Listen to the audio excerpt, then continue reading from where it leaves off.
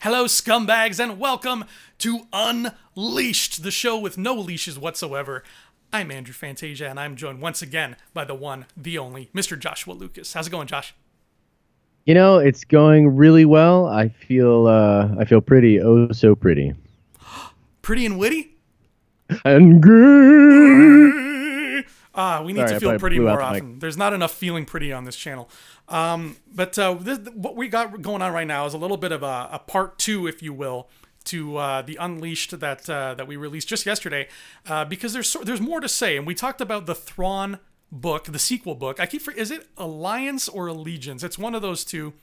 I don't know. I think it's Allegiance. I think you're right. I feel like I've heard them both at certain points, and I'm just like, whatever. Thrawn A. It's coming out in July. It is the sequel to the Thrawn novel we got last year, and it has been bumped. It was originally supposed to come out early June. Now it's coming out mid-July.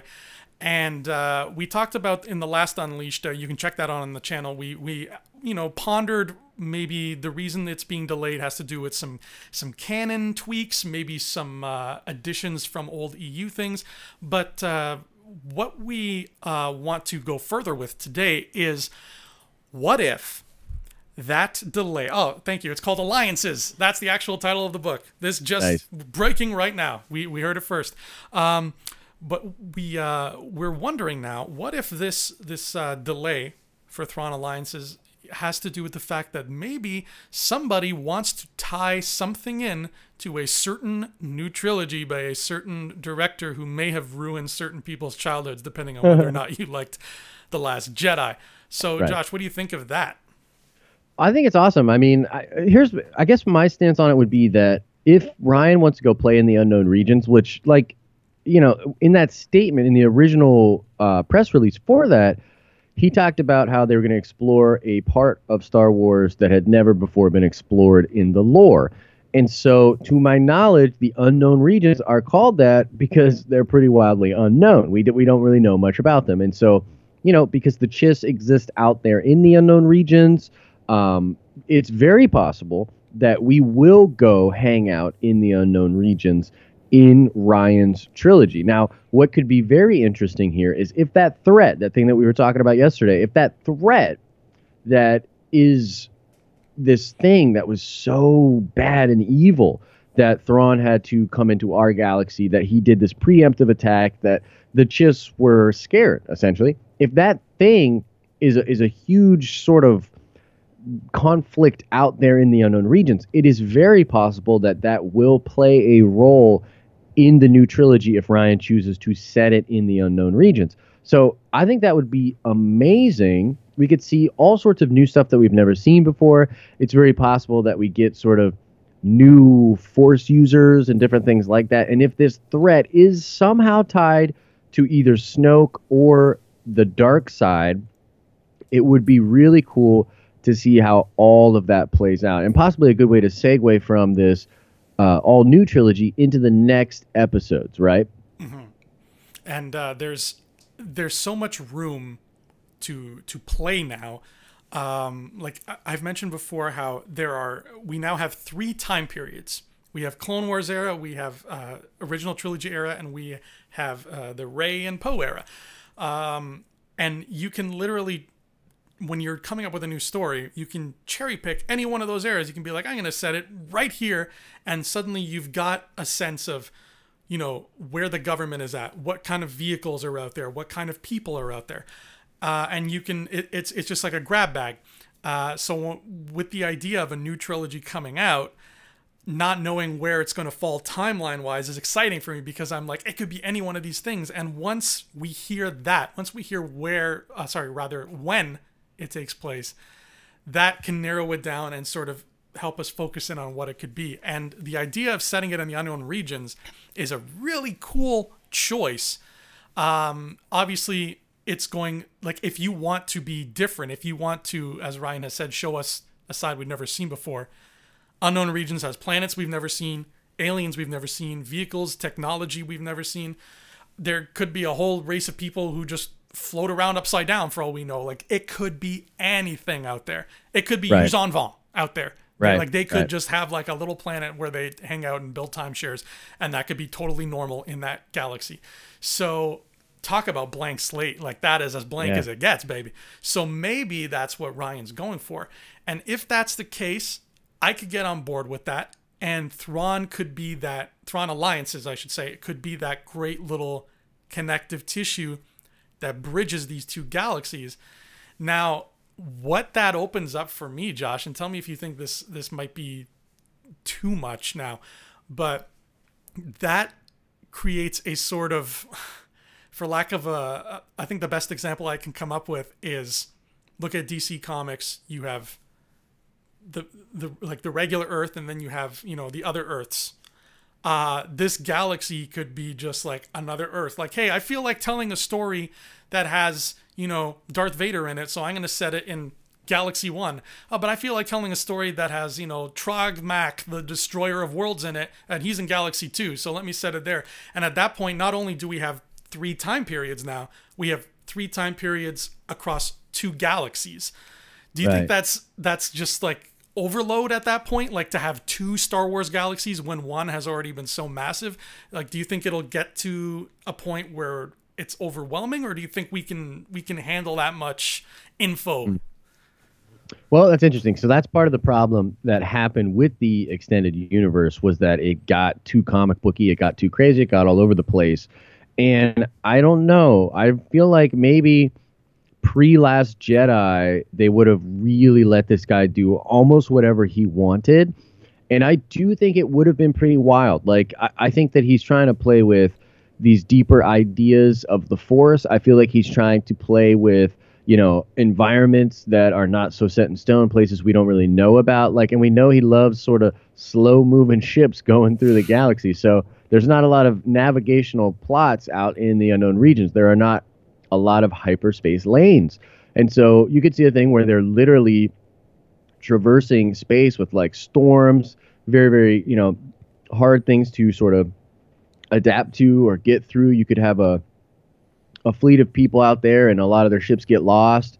You know, there's this idea of like exploring the new world, right? The explorers of the past on Earth would sort of go out into the unknown, and it was treacherous, and there was a lot of stories about wild things that happened out there, and you could see some of those elements sort of be brought in. The unknown regions are the perfect place to set up certain things that could be revisited before. But, you know, I almost want the mystery to remain. And so even if this trilogy exists in the unknown regions, I kind of want it still to have a lot of mystery and for there to be a lot unseen. So even if we're out there in the unknown regions, perhaps there's like a galaxy, like think about it. Like if you go, I sort of think of it as like the Lord of the Rings type situation, right? And you could think of like the Chiss Higher Ascendancy and the Chiss Empire as like the elves. And so if you get over there and you start hanging out with the elves, like you're totally fine. And within like a pretty large area, everything's, you know, plotted, you know where everything's at. But right outside the border of their space is wild space, you know, space you don't know what's going on out there. You know, the road is treacherous, right?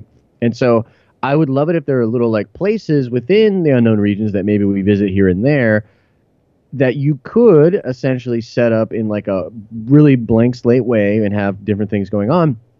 But I would also love for there to be places that we don't see and things like that. So yeah, it's interesting. I don't think it'll be like an Earth 2 situation, but it definitely sort of takes a lot of the chains off, so to speak. So when you get out there, you can really do a lot of different things. And like, for instance, there are these ideas of like vergences in the Force. There's the Mortis, because by the way, Mortis doesn't have a physical location. Mortis, it is one of those like ships, man. He took one of those ships from the Jedha and the old Dawn of the Jedi books. And that's what Mortis is. That's what, if you look at it, it's designed just like those ships from those books where they had the Ashla, right? And the Bogan and different things like that. So it could be very cool. I mean, what if we found like, you know, a version of Typhon? You know, there could be a lot of cool stuff out there. But I don't want it to be like a totally set in stone place that we can go tell stories in now if we want to. Do you know what I mean? Yeah, it would get very very convoluted very fast. You're right. The temptation to turn comic booky would, I think, be really strong. and then all of a Right. sudden we've got another messy expanded universe on our hands. And I like the idea, like you said, of the, you know, there's darkness out there, there's mystery. We don't have to shed light on all of it. Right. What I do want to see, and because it's become more and more of a thing in these books now, I mean, Thrawn came to, we'll call it our galaxy for lack of a better term. Thrawn came to our galaxy, and by the end of the book, Eli Vanto was in his galaxy. So Right. someone somewhere knows a safe means of travel between the two. I want to somebody tell me a story where it's about that traveling. It's about, you know, bridging that gap between galaxies, because that's got to be a harrowing journey. Right. I don't imagine that that's just like a turn on hyperspace, turn off hyperspace. We're here. So that in itself is exciting.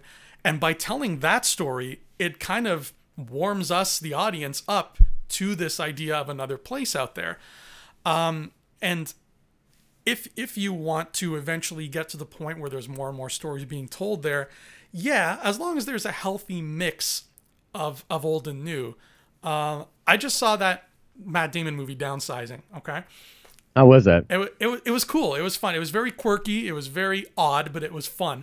I wish they had done more with what they had, but the plot of the movie is there are, you know, if you want to, you can undergo this operation where you get shrunk down until you're this big, and that way, you know, you use less resources, and if everybody does it, it saves the environment.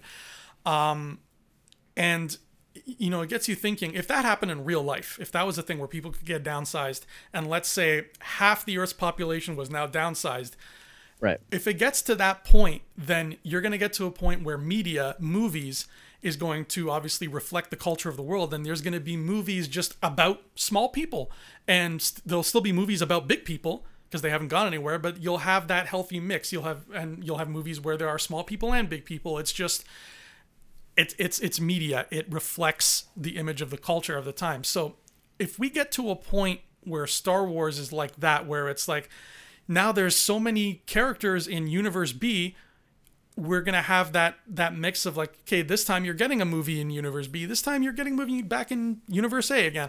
As long as there is I hate to sound elitist when I like by saying this, but as long as they understand that Universe A is the reason we fell in love in the first place, like that's OG, you know, like don't stray so far and be like, to hell with Universe A, B has all the cool shit now. I don't know if anybody out there wants that. No. So if we can avoid that, then I think we'll be okay. Yeah, definitely. Look, the thing about it is it's going to be Star Wars, right? So it has to be good versus evil. It has to be tied to the hero's journey. There has to be mention of the Force. There has to be a crazy task that seems like, you know, these movies. And I was just watching Rogue One again the other night. Great movie, but they're all adventures, right? So there's so much familiar DNA. So even though we're like going into new places and stuff, like, and I'm one of the things I'm really excited for is the fact that it's a trilogy. It's a trilogy structure. I would really like to see what Rian does with this and how it will enhance Star Wars overall, right? Is this like the greatest story that was never told? Is this something that like, hey man, the Yuuzhan Vong could have invaded and killed everybody, but this ragtag group of heroes out in the unknown regions prevented it from happening and nobody knows about it? You know what I mean? Or is it like the Force is in danger of being destroyed? Like, you know what I mean? Like something like that, or we have to literally save the light side or something like that, you know? So I'd love for some kind of a big concept to play out and for us to go on an adventure out there. But you're right. Like it can't be so unfamiliar that we like lose the fiber of Star Wars. You know what I mean? Like we can't lose that. And you know what's really kind of concerning is, John Williams is sort of getting up there in age. So what if this movie does not have John Williams music? Right. So now you have a Star Wars without John Williams, without any of these characters, either new or old, without any familiar settings. Like, holy cow, bro. Like, is it Star Wars just because it's got that on the label? Like, you know what I mean? Like, it has to be Star Wars, right? Mm-hmm. So that's sort of an intriguing problem, too. And throwing something like the Chiss in there, throwing Thrawn in there, having that tie back to the normal galaxy might not be a bad thing. That might be the sort of the thread, right? Back to our OG stuff. Yeah, and as long as that thread holds up, as long as they know, you know, there's a point where they're like, okay, we'll go this far out there, and then we'll reel it back in terms of just how far away we're getting from the core of everything. As long as they have that in mind, I'm on board. Right. And I think that it would be wise to start that journey maybe in a book, because that way it's a little bit easier on the palate than waiting for this gigantic movie and all the hype that comes with that, and then going to see it and being like, oh, where are we? This is not what I'm used to. Right. So I'll be on board for that. I'll be on board for Thrawn Alliance to give us that push we need to get to that other place. If Rian Johnson wants to play in that sandbox, all the power to him. I think he's a smart enough guy to know at the end of the day what Star Wars is. Despite what a lot of people have said about his movie. A lot of people would literally drag you through the streets for saying that. Oh, yes, they would. And I'm not going to say that I agree with you, but I do. So there you heard it here first, folks. I have backup in case you want to drag me anywhere. Josh is going to stop you. But the basis of what he made in The Last Jedi is a human story in the Star Wars universe. And I think as long as he gives us that, as long as everybody keeps giving us that, we're going to walk away happy, no matter where it takes place.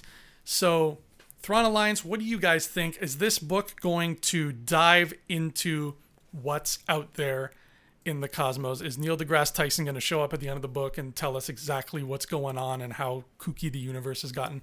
Let us know what you think. This has been Unleashed. I have been Andrew Fantasia, and you have been... I have been Joshua Lucas, but only today. Only today. Tomorrow, he's Tom Patterson, an accountant from Scranton. So enjoy your accounting, future Tom. Where can people find you when you're not on Unleashed? They can find me counting beans, like a good bean counter. No, find me at the Den of Nerds, denofnerds.com. Den is your YouTube channel. The Den of Nerds Facebook. All sorts of content. Going to be a big year, 2018. Very excited. And you can find me right here on Rebel Scum Podcast and on my other channel on YouTube, just called Andrew Fantasia, because that happens to be my name. And I have a show called Thumb Together where I review movies, and it's fun, I think. Please say it's fun. So until next time, thank you for watching Unleashed. Be sure to like and subscribe to the channel. And Mr. Josh, you were always scum. Rebel Scum. Oh, damn. He turned my insult around and made it cool. It's not bad. Not bad, Finn. Hey, scumbags. Thanks for watching. Don't forget to give us a thumbs up on our video. As always, please subscribe to our YouTube channel, Rebel Scum Podcast, for all the latest videos.